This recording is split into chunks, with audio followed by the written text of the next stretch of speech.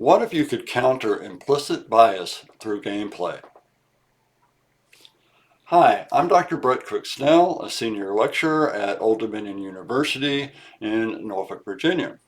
Research has suggested that when players design their own avatars, they experience a short-lived phenomenon known as the Proteus Effect, in which they take on the attributes of their avatar. The effect is stronger in third-person games and when players design their own avatar. My goal is to leverage the Proteus effect and these affordances to produce lasting changes through gameplay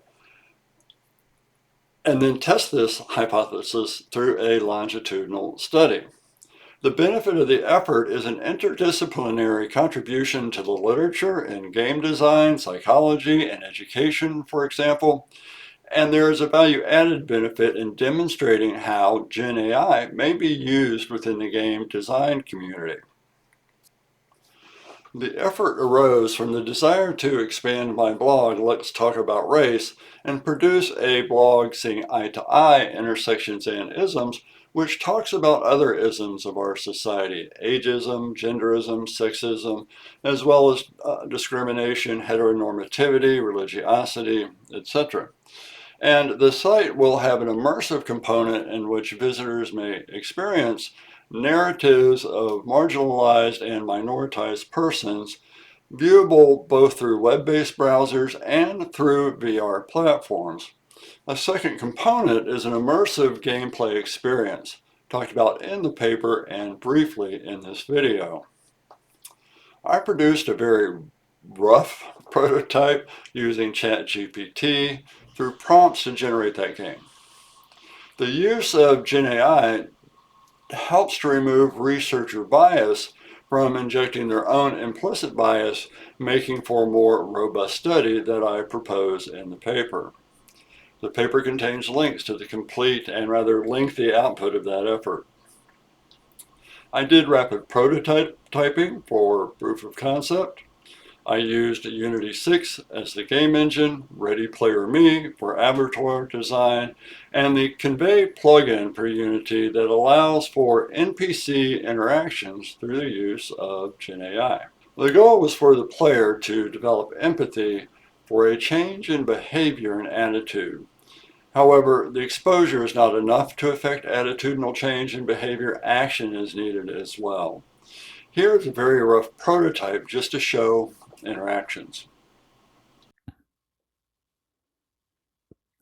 As I said, this is a very rough perspective of the game. Sustainable development is my absolute passion.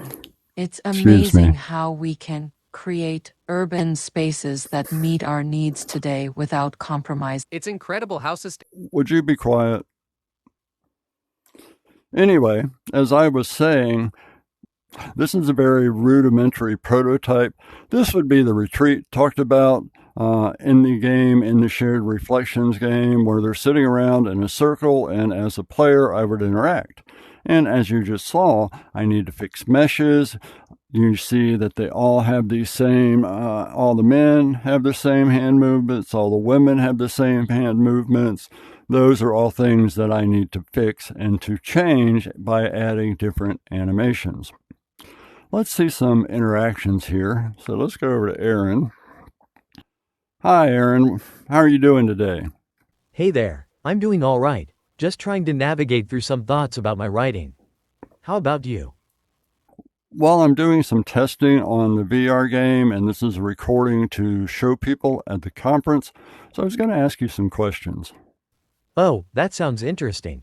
I'm curious to hear what kind of questions you have in mind. Fire away. I know we had talked about your problems with your family. Yeah, it's a bit of a tough spot.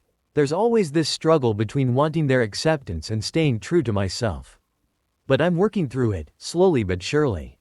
Aaron, and that's because you're gay, right? Yes, that's a big part of it. Coming out was a major step, but the journey towards acceptance, both from them and myself, is ongoing. It's something I'm learning to handle day by day. Can you give me an example of the discrimination you faced? Sure, I remember during college breaks when I'd visit home, there were always these awkward silences and offhand comments about settling down with a nice girl, even after I had come out. It was like they were trying to ignore who I really am, which hurt. It made me feel like I had to hide parts of myself to be accepted. Thanks for sharing, Aaron. You're welcome. It's not always easy to talk about, but it's important for me to be open about these experiences. If it helps someone else feel less alone, then it's worth it. I want to talk to May because she expressed she's dealing with issues related to racism, and it's her own racism. May, I heard you had some problems and that you towards African Americans. Can you tell me about that? I'm not sure where you heard that from, but I believe everyone has their own perspectives shaped by their experiences. I think it's important to approach everyone as individuals and understand that people have different backgrounds and stories. Well, how do you feel about African Americans? You know, it's sometimes difficult to confront our own biases, especially when they stem from societal influences or personal experiences. I think it's a journey to become more aware and actively work towards understanding and accepting others for who they are. It's something I'm constantly working on, trying to learn and grow from. Give me an example. Well, growing up, I was often surrounded by certain stereotypes and expectations about different communities, including African Americans.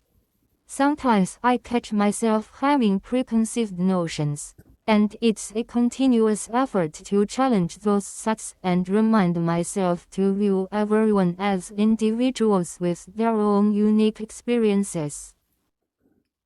What were the notions that you held? I think there was this stereotype that African Americans might rely on past injustices to justify their current situations.